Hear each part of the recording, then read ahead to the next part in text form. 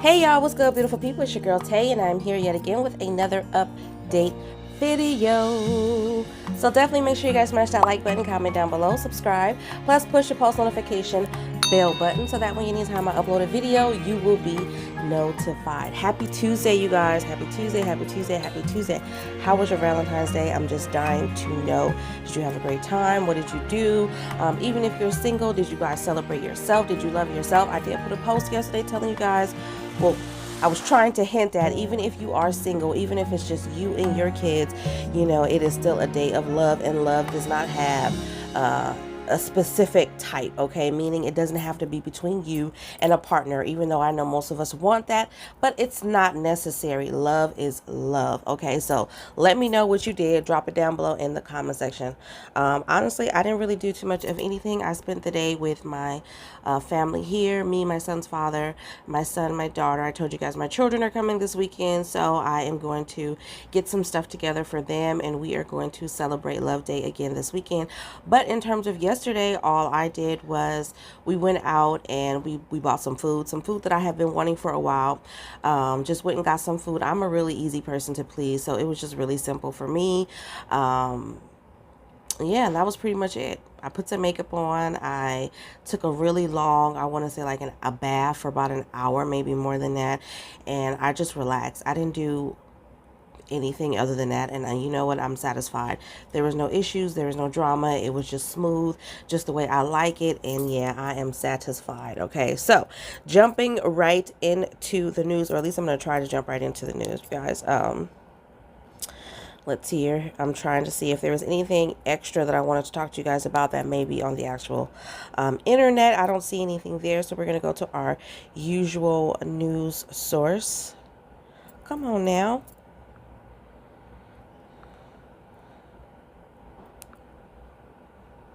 Okay, so there was an ice cream recall that I told you guys about just recently.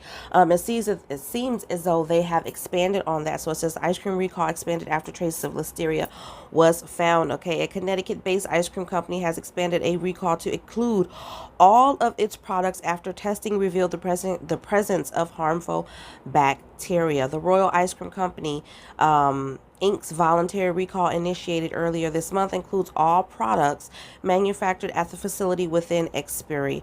I want to say it's expiry, because they have the potential to be contaminated with listeria. Okay, this is according to the federal, or not the federal, the recall notice posted by the U.S. Food and Drug Administration. Okay, the affected products, which were packaged in pints, half-gallon sandwiches, and portion-control slices, were sold at stores in Massachusetts, Connecticut, Rhode Island, Vermont, New York, Louisiana, Florida, Texas, and New Hampshire.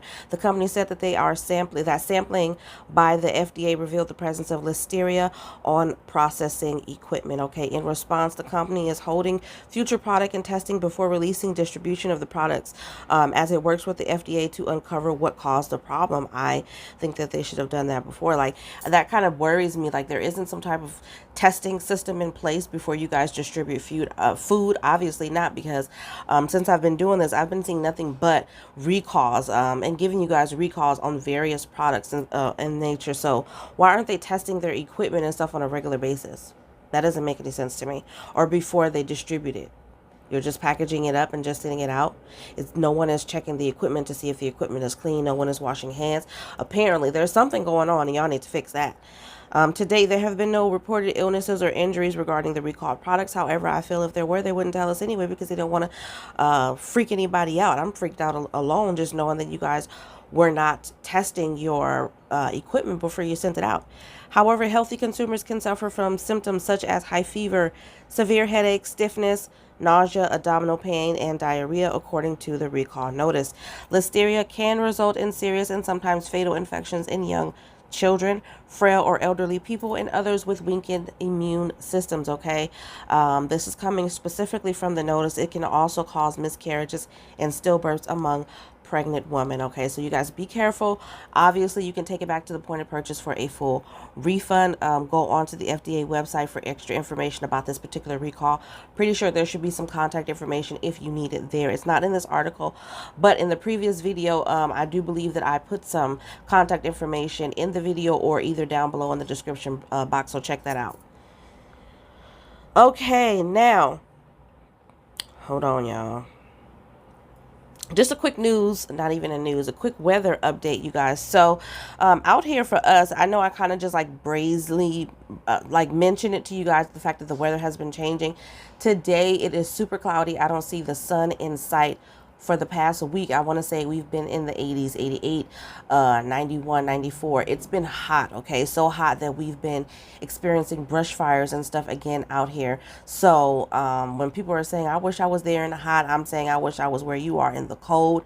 That is just me, you guys. I don't like the heat that much. I know that's probably really, really, really weird, but I'm not a heat person. You know what I mean? I don't like the spring, obviously, because of my allergies. Summer is nice. It's really, really, really nice, but I don't like being hot. I don't know if it's because I'm getting older. I don't think that I'm going through menopause right now. I think I'm too young for that, but I do get hot a lot quicker than usual. So I'm not for the heat. So I like these cooler days. I like to enjoy it. I don't have to have my fan on as much, even though I know you guys see my fan is still on, which is my point. I'm still hot, and it's like, I want to say probably 65 degrees outside. But anyways, going back to this article, it says the unseasonable heat wave that broke several records over the weekend may finally give way to some rain on Tuesday. I haven't seen the rain yet, but I'm hoping. Temperatures have finally begun to cool Monday after nearly a week of highs in the upper 80s across Southern California. The heat wave was accompanied by gusty winds in several areas, which fanned brush fires, like I just said, in Azusa, Laguna, and Whittier, which is extremely close to where I live, where 2 homes were burned and a third was damaged. The February heat wave also fueled speculation that the Sunday Super Bowl could have been the warmest in history. However, Sunday's high in Inglewood, where the Super Bowl was played at the Sophie Stadium, reached a high of 80 degrees, well short of the record 84 degrees that was recorded in 1973, also in Los Angeles. But the temperatures have already begun to cool across Southern California, and the system already moving its way down the west coast could bring some showers and strong winds to the region. Again, I am hoping. Highs on Tuesday could drop by as much as 20 degrees in some areas, according to CBS 2's Amber Lee.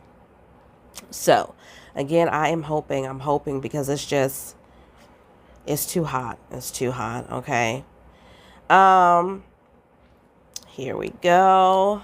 Oh, no. Let's jump into some black news, you guys, because I didn't do any yesterday. So we have Brittany Johnson on being the first black Glinda. Interesting, okay? Brittany Johnson has manifested her career. She's done the breath work, tweeted, hashtag Brittany the Good enough times to seal the deal, and now will be the first black woman to lead as Glinda in Wicked on Broadway. So, if you guys don't know what that is, Glinda is I think it's the Good Witch of the North.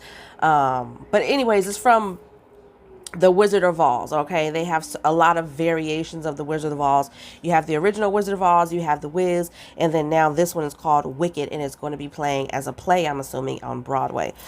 Johnson has embodied Glinda, the Good Witch, since she first played the role in January 10th of 2019. She worked as a storybook character as an understudy for over a year, only being called into the coveted role when the previous full-time Glinda was unavailable, okay? Now almost, where did it go?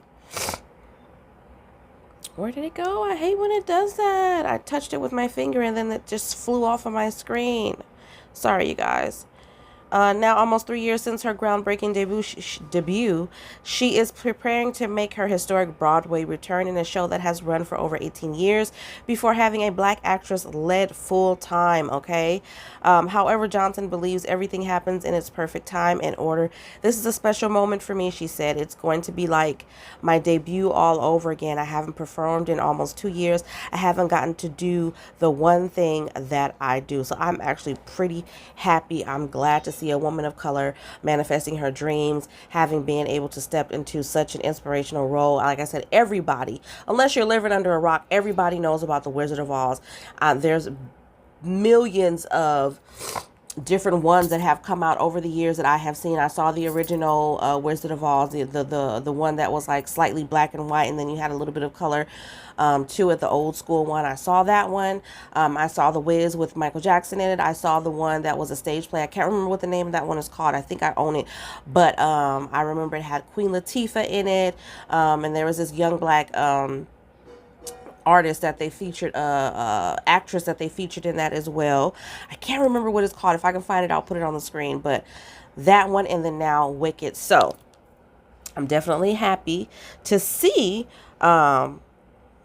another African American manifesting their dreams and being able to actually do the thing that brings them joy in their life, okay? Because we don't get enough of that nowadays.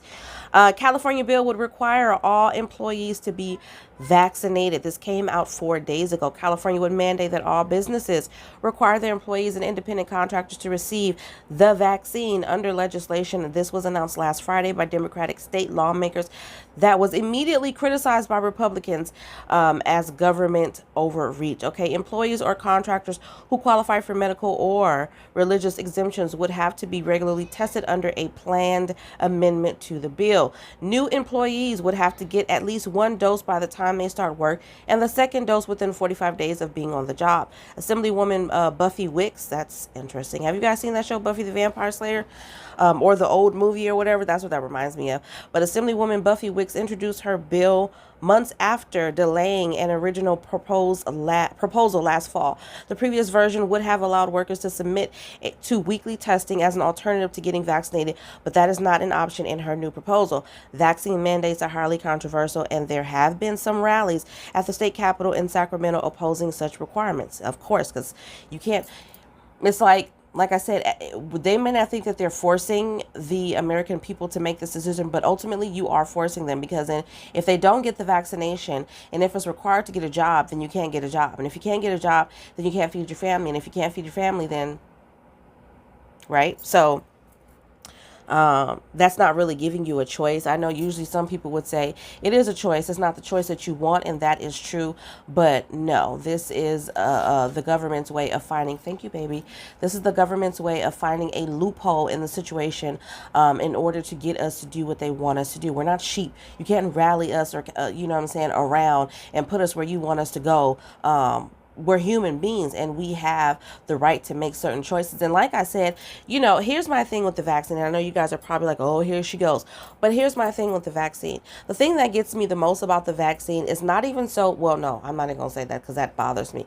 The fact that they know that they are pushing a vaccine that has not gone through the amount of testing that it normally takes in order for you to know all of the ins and out of a vaccine, how it works, its side effects, and all of that stuff. This vaccine has not gone through the same amount of time. This vaccine was put out on an emergency order just to get people to start taking it because they wanted to try to get the pandemic under control, right?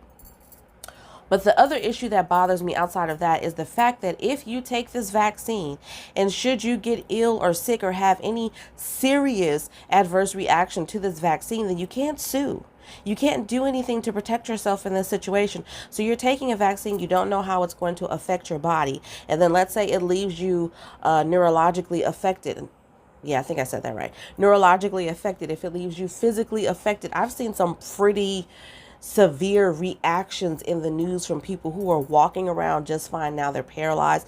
I don't know why. I don't know if they had a underlying health condition that contributed to that, or if they were healthy. Some of them have said that they were healthy. Some their parents have stepped in and said that they were healthy before this. They didn't have. So there's a lot of, there's a lot of, I don't want to say controversial, but there's a lot of information. There's a lot of stuff in the news that is really scaring people and really turning people off to this vaccine. Because like I said, there's no protection for the people. Everybody else is protected. The companies who have manufactured these vaccines are protected. In the event that something happens to a person, if they take it again, you are not allowed to sue those companies. So those companies are protected, but the people are not.